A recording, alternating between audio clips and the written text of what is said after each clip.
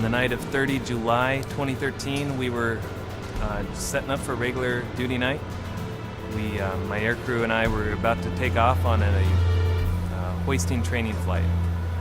We were just about to take off. We're all changed into our dry suits, had the aircraft fired up, when we got a call to help some hikers that had found themselves in some trouble out north of San Francisco on the Drakes Bay. And we were probably flying for about 20 to 25 minutes when we saw a cell phone flashing. And this is probably about 20, 30 minutes after sunset, so we still had some little bit of twilight, but it's still very dark. We couldn't see them otherwise without the cell phones. So we had NVGs on, which is night vision goggles, and it helps us see at night any kind of illumination that might pop up. We can see much more clearly than with the naked eye.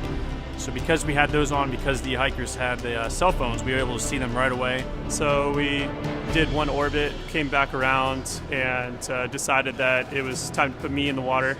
So I did a harness deployment to the water, swam in about 100 yards, and immediately could tell that all the survivors were in good health but hyperthermic. We came in as close as we could. We dropped something called a trail line, which just helps the rescue basket for him to manage the rescue basket to get it into him and put the survivors in.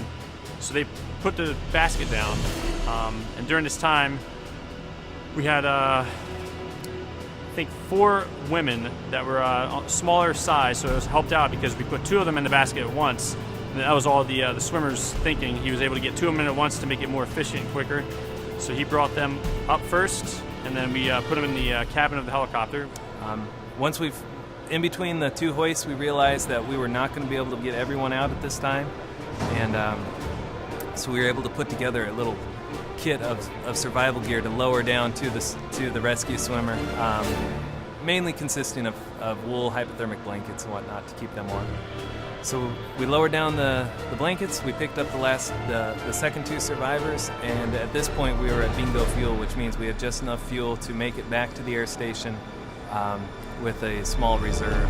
And while we land, we refuel. We get the 4 survivors we brought back with us out and get them taken care of. Well, we had an ambulance waiting here just to make sure everyone was okay. And then we head back out for the next 2 survivors. I still had 2 survivors at the time, a father and his son. And so I decided to hoist his son first. They sent down the rescue basket, which is what I called for, and we put him in the basket, hoisted him up, and it went great. Corey calls for a sling, so we lower the sling to him, and he hooks his lifting harness into the hoist hook and wraps the sling around the last survivor to pick both of them up at the same time. And as we're picking them up, the last moment, as we're lifting them off the ground with the hoist, we catch a bad gust of wind, and the aircraft starts to settle. So we dropped by about 30 feet or so. The swimmer and the survivor hit the rocks, but the swimmer at the last second was able to shield his body and save the survivor from hitting the rocks full on. And the swimmer, luckily he was completely fine. He just had a couple bruises, but he was able to recover, take the hook off, and we were able to fly around, just reassess the situation and get light enough to get back in and bring both of them back in the aircraft safely. So I was thinking, why don't we point our nose to the cliff, and then the rotor wash, all that wind coming off the rotors would hit against the cliff and then come back toward us. So we were able to generate our own wind power basically from doing that. And again, that was just inexperience. I was like, oh, we should try this and see if it works. And luckily it worked, and it helped the pilot in command. He was able to hoist the swimmer and the survivor use our own rotor wash, which is not, they don't teach you that in flight school or any schools that we go to.